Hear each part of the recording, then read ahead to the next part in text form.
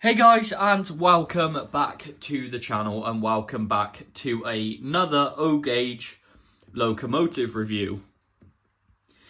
Today's a pretty special one for me, as I work with this guy's big brother on the Glenavon to Pontypool Railway. So I've been after one of these ever since I got into O-Gauge about 2 years ago, and I've finally found one. So this one has been, I purchased this at the Lydney Model Railway Show from Hereford Model Centre. They had a couple left in brand new condition, and I was over the moon about this. Massive thank you to them for holding it for a couple of weeks while I wait for my payday to arrive, and I am over the moon with this model. So let's get into the review. So this is an Ixion Model Railways Limited O-Gauge 7mm to the foot. So that is 143.5 scale model. So this is a Fowler 040 diesel mechanical locomotive, modelled on GWR number 1, ready to run, injection moulded body, die-cast chassis, DCC and sound ready. And apparently, according to the box, it includes moulded loco tools and etched name and work plates. So I am very excited. As you guys know, I am very close. I work with the two owners of RT1, what is an 060 John Fowler locomotive. So this is essentially its baby brother. So I was very excited to finally get a John Fowler locomotive ready to run on, well, either my O-Gauge or my double O-Gauge layout. So managed to find this one in O-Gauge, and I was over the moon. So let's have a look at the box. So we got this lovely line drawing. We got all the information down the side here with their website. There's not really much on the box. We got some information there, and then we've got the two types they did. So they did the Fowler GWR number 1 green, and then they also did an unlined green. But unfortunately, they only had the unlined green, so that's what I went for. So let's open up the box here. So the box is quite tight. If we can get this open. There we go. Okay, so the first thing we see when we open the box is a leaflet. So we just got a bit about the warranty, the maintenance, Great Western Railway version, something to do.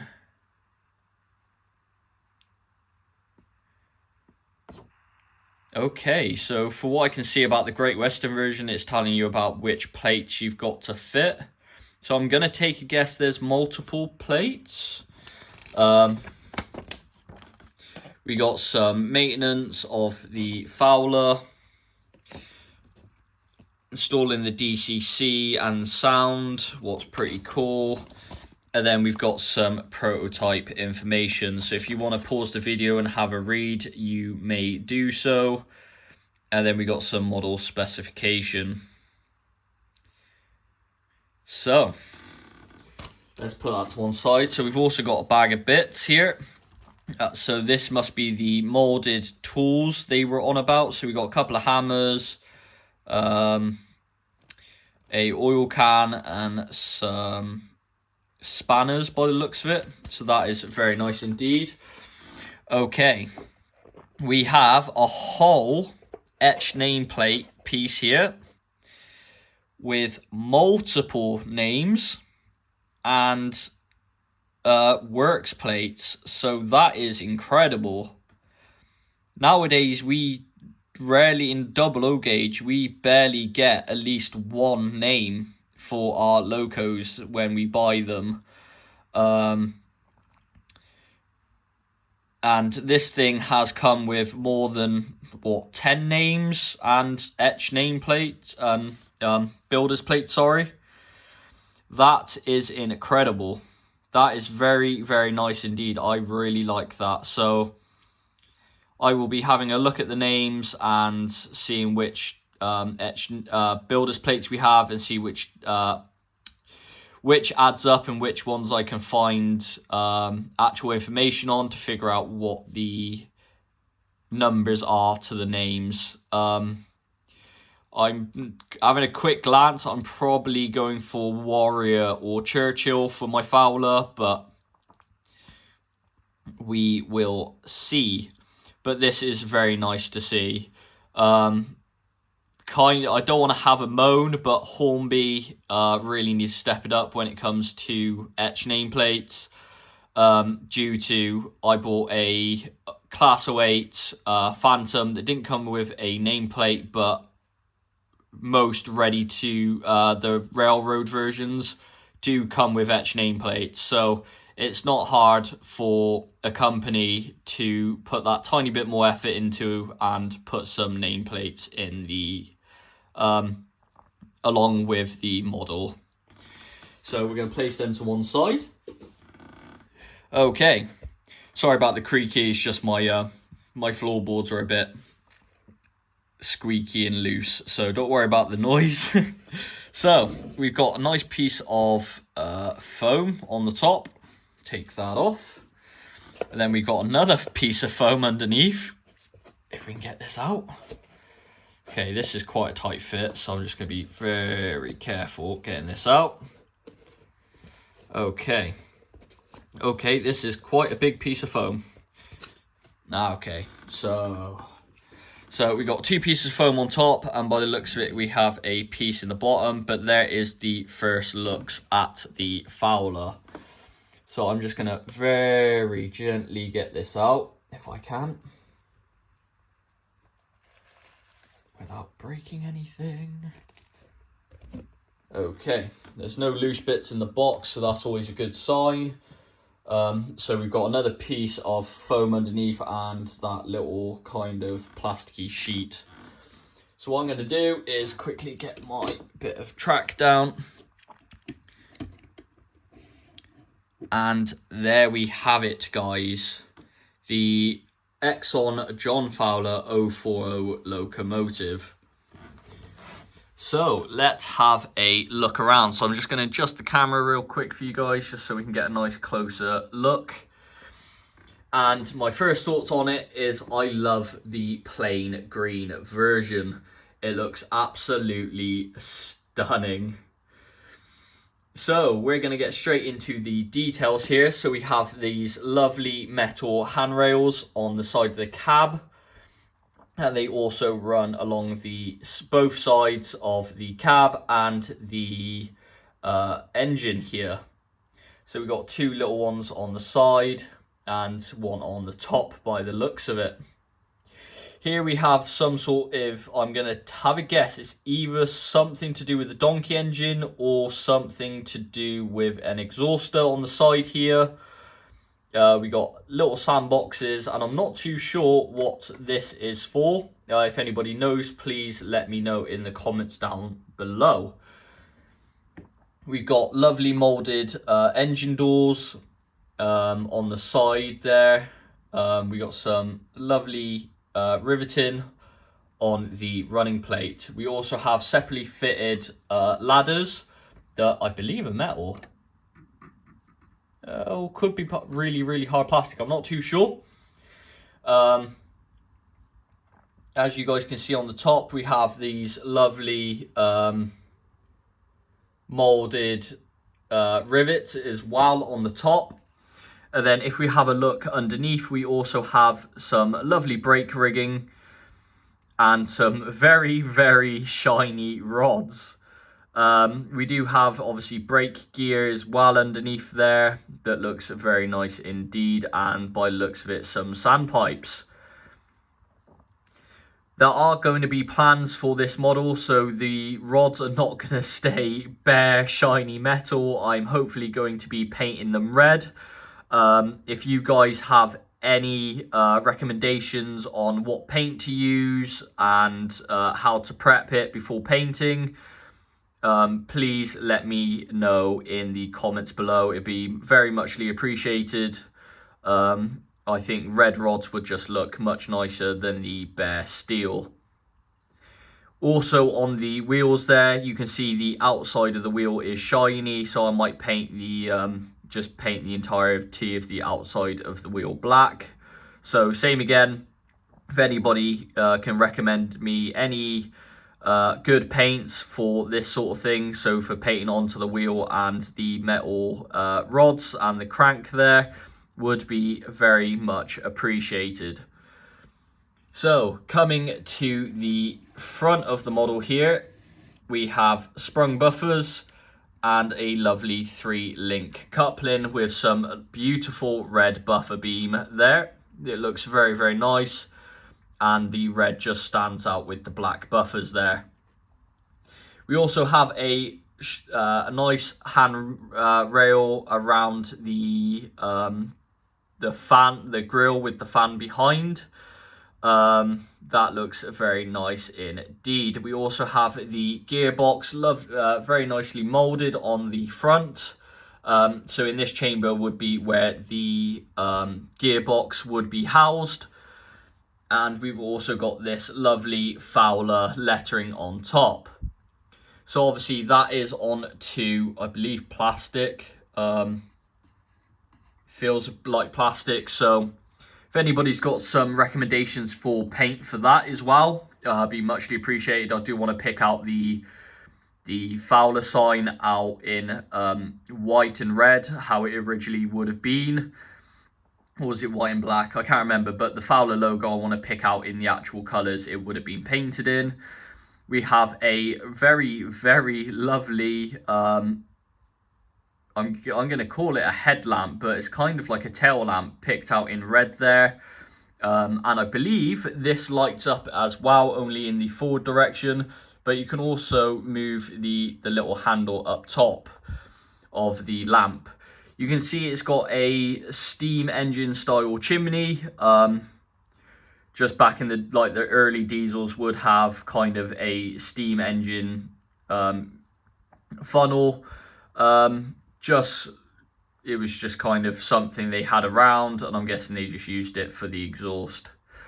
You've also got the horn that's picked out and separately fitted back here with some lovely glazing on the front cab windows there.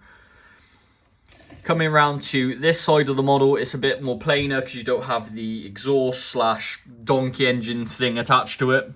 But you guys can see we also have the sandboxes this side and some lovely hinges on those engine bay doors. Some lovely, lovely detail picked out on this model, and there's a bit more on the underframe of the brake gear, kind of the brake gear stuff underneath the cab there, what wasn't on the other side. Coming around to the cab, you can just see the 2 air tanks inside the cab, plus like a little seat / desk cupboard thing at the back of the cab. The cab is picked out in a lovely cream colour, what is very nice indeed. It's the same kind of colour we're painting RT1's cabin, so that's nice to see. As you can see here, we've got the desk with some levers and the gearbox controls on the bottom. We have a handbrake picked out in red there. And then on the sides of the desk, I believe, are the rear sandboxes. So that is a very nice touch indeed. Coming round to the back here, we do have some really, really nice flush glazed windows. And the back is pretty plain. So you've just got some riveting work there, the sprung buffers, and the separately and the 3-link coupling. So let's figure out how much this Fowler weighs. So I'm just going to quickly bring in the weighing scales, and hopefully these have still got some batteries in them. Okay, so it doesn't want to turn on. Give me 2 seconds. All right, let's try this now. sometimes the battery likes to fall out of it a little bit. So let's set it back to 0. Okay, so the little John Fowler is coming in at 307 grams. So that is pretty decent for a locomotive of this size. I know there are some 00 gauge stuff that can come to about this weight, but this is only a little loco, and there's actually not much going on the insides. We're going to have a quick look at the bottom. As you guys can see, you got the speaker holes, and the gearing is all at the back.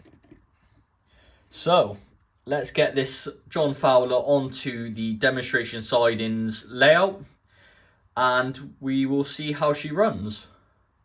Okay, so here we are over at the demonstrations siding layout, and let's see how she performs. The track's probably a little bit dirty, but so as you guys can see, she runs very, very smoothly and very, very slowly as well. One thing I'm picking up though is she is very, very noisy.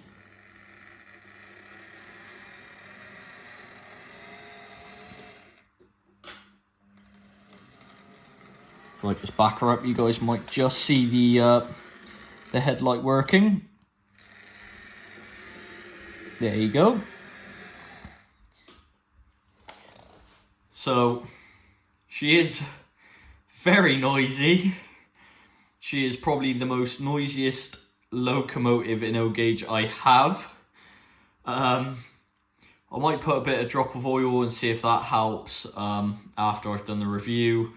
But for now, this is how it is straight out of the box. So I have a couple of wagons set up, and we're going to make a little train up, see how she performs over the points and coupling up and that sort of thing, and we'll just have a bit of a running session with her, doing some shunting moves and then taking the train away afterwards. So I'm going to get her set up and get the yard set up, and we'll see how she performs.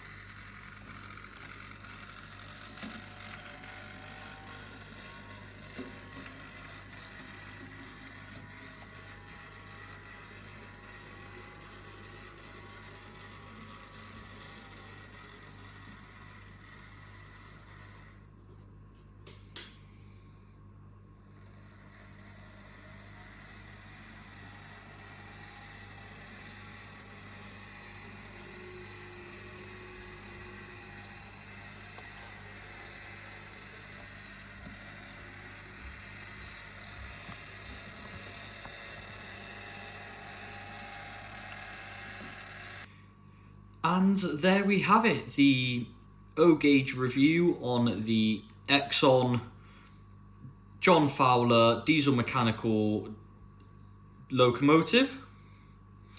Hope you guys have enjoyed this video as much as I have enjoyed making this one, as John Fowler locomotives have a special place in my heart to say.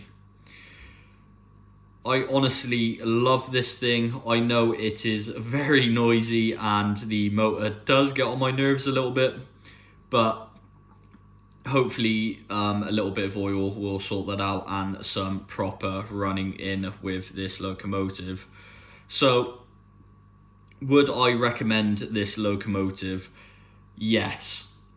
The amount of possibilities you can do with this locomotive, from the customization of it, from the amount of nameplates you get, the builder's plates, and obviously you can get it resprayed, and there's a lot of opportunities with this locomotive. There are plans to put 2 figures inside the cab there. Obviously I would like to try and paint the rods, so if anybody has any recommendations for paint, what type of paint to use, any brands that you know are good, please let me know in the comments down below. And even for colour matching for like the red buffer beams and that sort of stuff, if you guys can let me know kind of what brand, what type of paint, and the possibly like a colour code or a colour name, please drop them in the comments below. And the same goes for the wheels as well, just a nice black would do nicely on them. So obviously there are things I want to do with the brass nameplates as well. So I've decided to go for Churchill, as it's the only one that I can find on Google for the John Fowler works plate numbers. All the others seem to just come up with random companies and random products. So this one is going to be called Churchill. I'll keep the other nameplates in case I get some other locos I would like to name, possibly one of the Victory classes or Peckets that are done by some other company. I can't remember what they're called now.